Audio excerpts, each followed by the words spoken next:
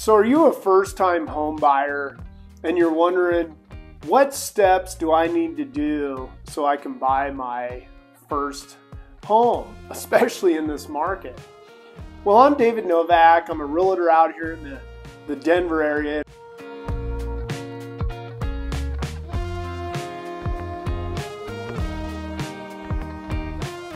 And I used to be a former lender for 16 years.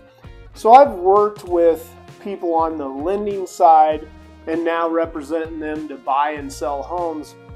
And I wanted to kind of go over some steps today, knowing the frustrations that first-time home buyers come through, especially when they're buying their first home. So anyway, if you're a first-time home buyer and you're looking at buying your first home, the number one thing that you need to do is get a pre-approval.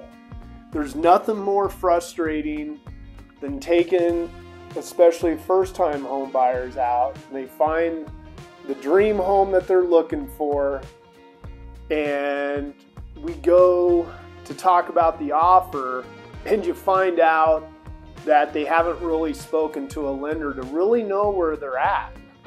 So let's back up here and go back to the pre-approval process.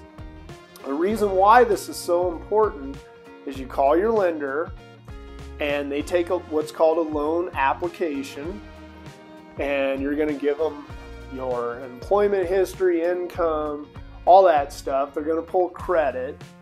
So during the pre-approval process, they're going to know what your credit score is.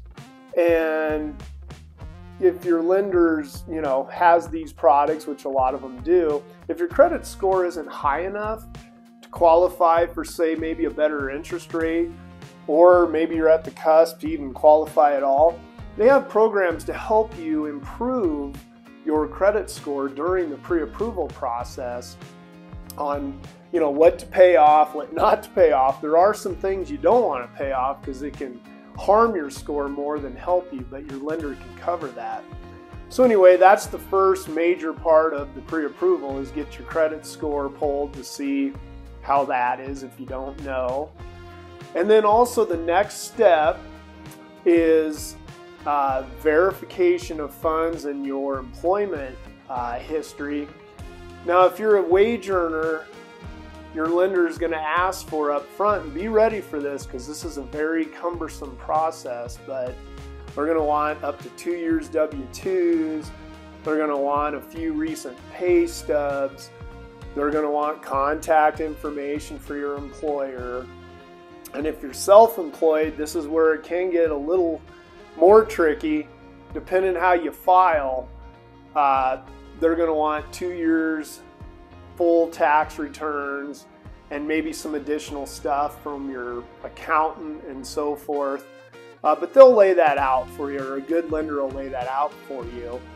And then based upon the income that they calculate, this is where you're going to understand what you qualify for as far as loan amount, so that you are in the debt to income threshold that a lot of the lenders use. Now, during this process, they're also going to ask what kind of funds you have for closing and so forth. And a lot of first-time home buyers will get gifts from mom and dad or somewhere, or maybe they've just saved up. But regardless, you have to send in bank statements or wherever the money's coming from, so you can get that approved up front as a valid verification of funds. Now, part of these funds, and I want you to listen here, will go towards what's called your earnest money deposit. And yes, there's a lot of first-time home buyers out there that when they go to put the offer in on the home, they're shocked to know that they may either have to come up with anywhere from $2,000, sometimes up to $10,000 for earnest money, which is a good faith deposit on the contract when it's accepted. and that money's held by the title company, and it goes towards your closing costs and your down payment when you go to closing. But a lot of people up front, they don't realize that they need this money, and usually it's within a 48-hour period. So that's why make sure when you're getting pre-approved, your lender has all those funds verified, so when you go to underwriting, there aren't any hiccups on that. So anyway, you get through your credit application, you know your credit score, you've improved your credit score, maybe you didn't need to do anything, you have your verification of funds, you have your money ready, the lenders told you what you qualified for as far as, you know, based upon your income verification. And now's the exciting part. After all this, the lender's gonna issue to you and me, if you're working with me, or your realtor, a pre-approval letter.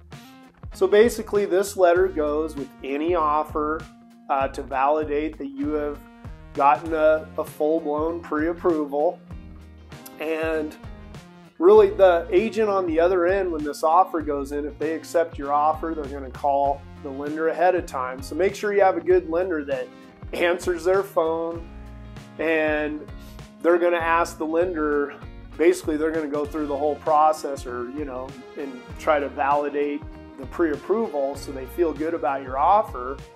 And then boom, let's hopefully, you know, you get your dream home accepted, and then you just send that contract into your lender, and then you go into what's called the full-blown underwriting, where they'll probably update some of the things you've already sent, and they're always going to ask for a little more additional things, but a lot of the hard parts already been done.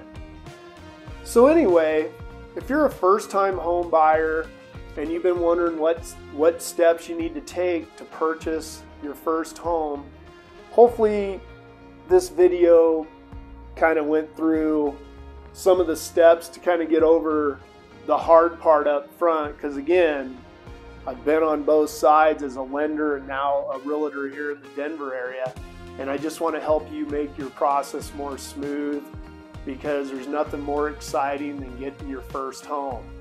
So anyway, make some comments below if you have any, as far as your experiences with buying your first home, and also any questions for me. I'd love to answer any.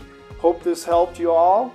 And again, stay tuned for some more of my videos coming up, and subscribe to my channel, and we'll keep you informed on everything. I'm David Novak with David Novak Homes and RE/MAX Professionals.